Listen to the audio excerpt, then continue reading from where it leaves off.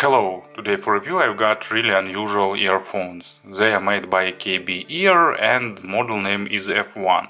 Not so long ago I already reviewed another model by KB Ear. It was a dynamic driver model Opal. And they shown that KB Ear can create pretty good affordable models. F1 is even more unusual. They have interesting design, and they, what is most unexpected probably, they using single balanced armature driver, and it gives some strength and some weakness to the sound. But I think in this case it's not an issue, it's a more of a feature. But I will speak about sound a bit later. Price is about $35 plus minus. It can vary during some sales and so on. And now let's have a closer look. F1 uses same signature box, black with green insert. On the back side there are technical specifications, 22 ohms of impedance and 105 decibels of sensitivity, so nice specs. I like such specs, they are not too tough to drive and they are not too sensitive.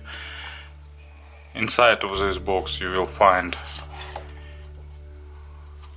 earphones themselves. Here is two set of tips, and in the box there will be cable and another 3 pair of tips, so 2 type of tips and 3 pair of spares in each set. Pretty good accessory set for this price range. In terms of design, I can say that they are truly unique. You can see it yourself probably. There are 2 versions, this transparent one, and also there is non-transparent black version.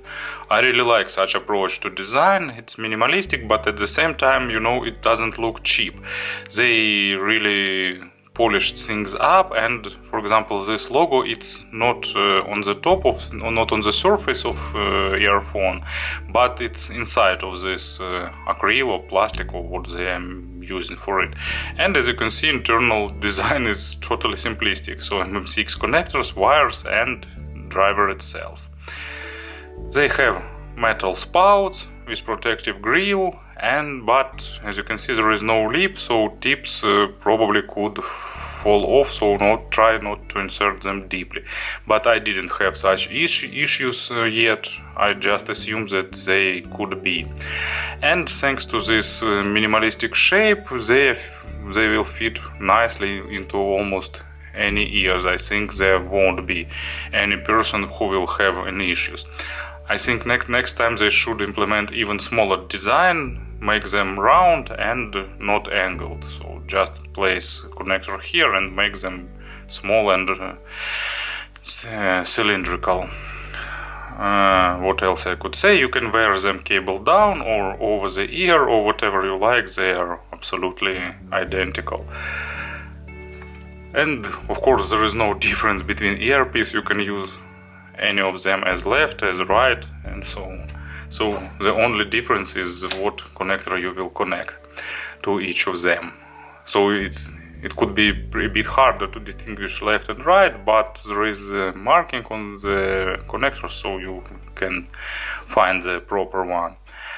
They are using MM6 connectors. Usually in affordable price range I prefer 2 pins more, but this MM6 connectors looks pretty nice. They are snappy, they have a well-defined click, so they seem to be really robust. And what I also like here, it's the cable. Really nice looking, really stylish, and at the same time it's pretty soft. It has almost zero microphonic, and it's really comfortable, not getting hard when it's cold. It's not tangling easy, so for this price range, pretty good cable. There is no ear hooks, absolutely, but it's really soft, so you can wear it whatever you like. It goes to the splitter, and after splitter it goes braided down below to the jack. So you know, actually you are getting good cable and in-ear monitors as a bonus. Of course I'm joking here, but anyway, in terms of design and build quality I really like them. And of course about the sound, you know, this model is pretty unusual in terms of tuning and signature nowadays, because 5 years ago or so, maybe 5-7 years ago, we've got more single balanced armature models and such signature were more common. So they are mid-centric but with normal bass and treble, but you know, we modern audiophiles not used to such tuning. I will try to describe it later. Of course, they don't require burn-in, and they don't. The only thing that they needed is finding a proper tip. So let me put player on the table, for example, and let's proceed. So what are the main feature in the tuning? It's probably that low frequencies are lightweight, and they have really clean and clear mids and nice extended treble, and they sound really coherent. So it's not a hybrid model, so no driver overlap, no crossover, no nothing like that, and it gives you strength and weakness. So let's move from the low frequencies. Bass is really detailed, it's a bit lightweight, but at the same time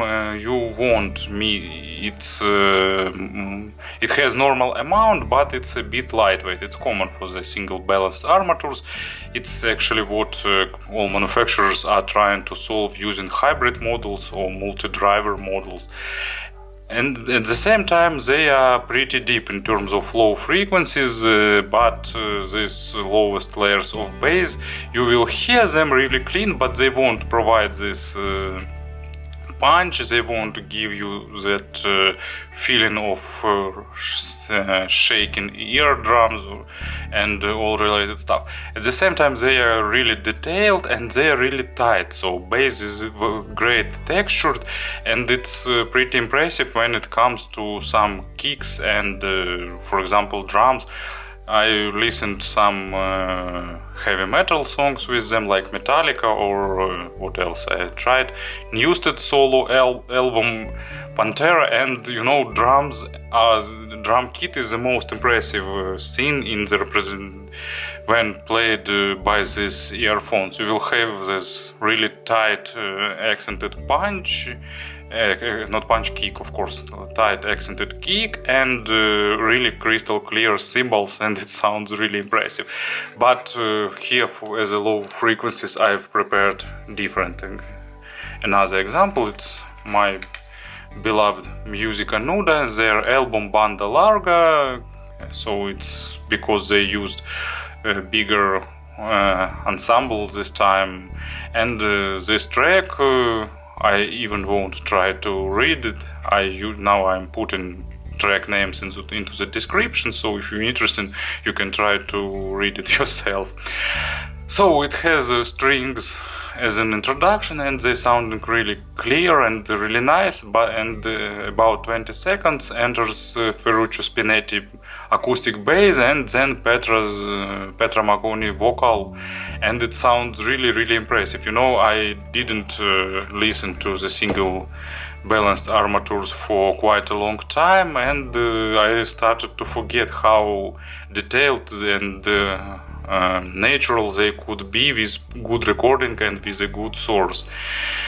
Of course, bass is perfectly controlled, but you need to consider that it's bass for the acoustic instrument, for real instruments. For acoustic bass, low notes on the fortepiano and something like that. Actually, I like them with Juno Reactor too, but at the same time you won't have enough of pressure with them. So okay, probably I've said enough about low frequencies, and now let's move to the mids. Mids are also detailed. They are a bit lower in quantity than bass and treble, but still they are very resolving, and of course you will have the best level of detailization. Well, probably not the best, but really a really good one. But at the same time they don't make an accent on the micro contrast, and because of that they don't sound too analytical or too clinical. You know, creating such in-ear monitors, it's pretty simple from one point of view. You're just taking some wideband balanced armature driver and then create simple case. And at the same time you need to find proper driver and to prepare it properly. And I'm thinking about these earphones like some fruit. It's like apple or peach. You don't need to cook it, you don't need to do anything with it, but you need to grow it. So just basic sound without any crossovers, without multi-drivers, and so without some acoustic treatment and some complexity. So mids are resolving, emotional, sounding really great. They have a bit accent on the upper mids to add more clarity and crispness, and it's also sounding really lifelike. Imaginary stage is a bit above average in width and about average in depth with good layering, so mids are also really enjoyable. And as an example for mids, I've got Roger Waters' solo album, What God Wants. I like this album, I like Pink Floyd, I like Roger Waters, I like David Gilmour, I like them all. I want more their albums. So, What God Wants, I really like here this female chorus, and this in-ear monitors really shines with it, and at the same time they are really good in representing this spacious sound that is one of the characteristic feature of this song. And treble is a bit accented, so on some not well recorded tracks it could be a bit sibilant, or if you are sensitive to treble, probably it could be not ideal model for you, but for me they have nice extension. They of course lacking a bit of layering, they lacking a bit of body on treble, but at the same time they are really resolving, and to my ear they found a proper amount of treble to sound crisp, clear and detailed. So all that cymbals, strings, overtones, all notes that goes really high sounds pretty enjoyable. And as an example, I've got it's Alan Parsons' project Limelight. Well, you can probably understand why I selected this track. As usual for Alan Parsons, lot of really high-pitched synthesizers, lot of airness, lot of overtones, great record quality, and these in-ear monitors really represent all of that. I won't probably do any comparisons because they sounding like no other in this price segment, and I can't think of any other model that can be compared with them, because they're just simply different. And I can definitely recommend them, but probably you need to understand what you will get with them and what you want, because they have strong parts like resolution, micro detailization, tightness, speed and so on, and they got weaknesses like lacking of weight, especially on the low frequencies, but it's not an issue, they just created this way. So I recommend them actually buying as a second pair if you listen to vocal music, to instrumental music, but surprisingly I like them with heavy metal, for example, but of course it's a matter of subjective preference. So I definitely recommend them to you as a second pair to your collection to complement some hybrid models and return to the purity of single balanced armatures design. So it was KB Ear F1. Thank you for attention.